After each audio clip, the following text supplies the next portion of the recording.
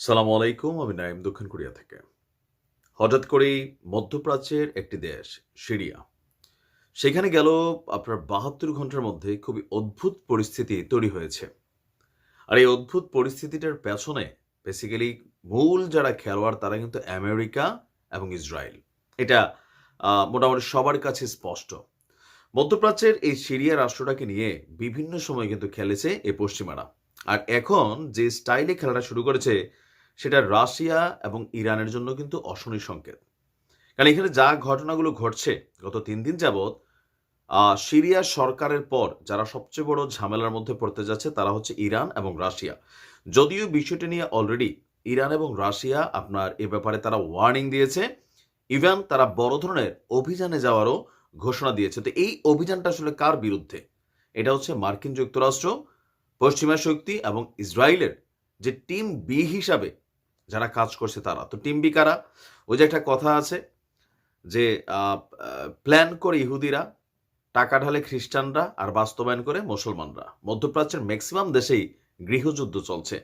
তো গৃহযুদ্ধগুলোকে জীবিত রাখলে সুবিধা কি? ওই রাষ্ট্রটা দুর্বল হয়। আর সেখানে পশ্চিমারা গোপনে অস্ত্র-টস্ত্র ব্যবসাও করতে পারে। প্লাস ওই সরকারগুলো তাদের অবাধ্য হলে সেখানে বড় ধরনের ঝামেলা পাকাতে পারে। দর্শক, সিরিয়ায় এই মুহূর্তে বড় ধরনের একটা বিদ্রোহের দৃশ্য আমরা দেখছি। সিরিয়ায় বিদ্রোহীদের কাছে দিশেহারা হয়ে পড়েছে দেশটির সেনাবাহিনী। তাহলে বোঝেন বিপরীত টিমটাকে কি পরিমাণ মেশিনারিজ অর্থনৈতিক সহযোগিতা এই পশ্চিমারা করেছে। কয়েকদিন ধরে বিদ্রোহীদের সাথে সেনাবাহিনীর সংঘর্ষ চলছে। অলরেডি এতে ২ শতাধিক সেনা আপনার এবং কি আমজনতা নিহত হয়েছে। এছাড়া সিরিয়ার দ্বিতীয় বৃহত্তম শহর আলেপ্পা দখলে নেওয়ার দাবি করেছে বিদ্রোহীরা। মার্কিন পর্যবেক্ষক সংস্থা Syrian observatory for human rights বলছে বিদ্রোহীরা দ্বিতীয় বৃহত্তম শহর আলেপ্পার বেশিরভাগ অংশ দখলে নিয়েছে। সংস্থাটি বলছে বিদ্রোহীরা শহরের অর্ধেকেরও বেশি এলাকা নিয়ন্ত্রণ করছে। গত কয়েক বছরের মধ্যে সিরিয়ার সরকারের বিরুদ্ধে বিদ্রোহীদের এটি সবচেয়ে বড় আপনার অভিযান। ২০১৬ সালে দেশটির সেনাবাহিনী প্রেসিডেন্ট বাশার আল আসাদকে জোরপূর্বক ক্ষমতাচ্যুত করে। এরপর প্রথমবারের মতন বিদ্রোহীরা আলেপ্পাতে পৌঁছেছে। বিদ্রোহী গোষ্ঠী এখানে যতগুলো আছে আমরা যদি দেখি শহরের ভেতরে তারা গাড়ি নিয়ে ঘোরাঘুরি করছে। বিবিসির পক্ষ থেকে বলা হয়েছে ঘটনা সত্য, এটা সিরিয়ার আলেপ্পার পশ্চিমাঞ্চলের একটি এলাকা।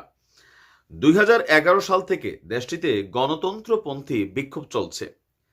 আসলে বাংলাদেশে যে কবে এই দৃশ্যপট শুরু হয়, বাংলাদেশ গত ৫৩ বছরে আমরা এই যে কথায় কথায় মব জাস্টিস বা এই দেশে এখন যা দেখছি এগুলো কিন্তু ছিল না। ইভেন আমাদের মধ্যে একটা গৃহযুদ্ধ হইতে পারে এই আশঙ্কা কিন্তু করছে। মাস্টার মাইন্ড মাহফুজও বলছে যে নতুনদের সাথে পুরানদের একটা যুদ্ধ হবে। আমরা বাংলাদেশকে আল্লাহ হেফাজত করুক। বাট দেখেন এই মার্কিন যুক্তরাষ্ট্র এখানে যেখানে যেখানে হাত দিয়েছে সেইখানে কিন্তু এই ধরনের অশান্তির কারণ তৈরি হয়েছে। এখানে যেই আমরা যদি দেখি ওখানে যুদ্ধটার মেইন ইয়েটা হচ্ছে কি সিরিয়াতে যেই বাশার আল আসাদ বা সরকারকে সহযোগিতা করছে রাশিয়া এবং ইরান। ইরানের যে কনসুলেট ভবন আছে সেখানেও বিদ্রোহীরা হামলা চালিয়েছে। তো সেখানে নিরাপত্তার খাতিরে রাশিয়ান সেনাবাহিনী, ইরানি সেনাবাহিনী মূল সরকারের সাথে কিন্তু কাজ করছে। এখন এই বিদ্রোহীদেরকে প্রতিহত করার জন্য রাশিয়া, ইরান আবার বড় ধরনের একটা যৌথ অভিযানের ঘোষণা দিয়েছে সিরিয়া সরকারের সাথে কেন্দ্র করে। বাট রাশিয়ার দাবি আপনার সিরিয়ার এই পরিস্থিতিকে বিগড়ে দেবার জন্য বা এটাকে আরো আউলাই দেবার জন্য পশ্চিমারা কাজ করছে। গেল ২ দিন আগে কিন্তু রাশিয়া এই নিউজটা দিয়েছিল যে এখানে মার্কিনিরা টাকা পয়সা দিয়া সিরিয়াকে অস্থিতিশীল করার জন্য আবারও বড় ধরনের ভূমিকা রাখছে। এখন সিরিয়ায় যা ঘটছে এটা কিন্তু ভালো লক্ষণ না। দৃশ্য তো আমরা দেখছি সরকারের ২টা টিম লড়াই করছে বা দেশের ২টা গোষ্ঠী লড়াই করছে, একে অন্যকে শেষ করে দিচ্ছে। কিন্তু প্রকৃতপক্ষে প্রেক্ষাপট হচ্ছে মধ্যপ্রাচ্যের প্রত্যেকটা দেশে এরা বি টিম তৈরি করে রাখছে। এখন মধ্যপ্রাচ্যে আসলে কি ঘটতে যাচ্ছে এই পরিস্থিতিতে, আবার কোন দিকে মোড় নিবে? ওই যে পশ্চিমা শক্তিরা যখন খেলে, খেলার মাঠ হিসেবে আরব দেশগুলোর দুর্বল ইরাক, সিরিয়া, আফগানিস্তান, তারপর হচ্ছে আপনার জর্ডান, মানে এইসব রাষ্ট্রগুলো, জর্ডান না সরি, মানে এই ৩-৪টা রাষ্ট্রকে কিন্তু বরাবর তারা টার্গেট করে। এখন দেখা যাক কোন দিকে যায় পরিস্থিতি। আসলে অশনির সংকেত সব মিলিয়ে। রাশিয়ার সচেতন হওয়া উচিত। পশ্চিমাদেরকে টেকনিক্যালি আপনার ব্যালেন্স করা উচিত। দেখা যাক কি হয়। ভালো থাকুন।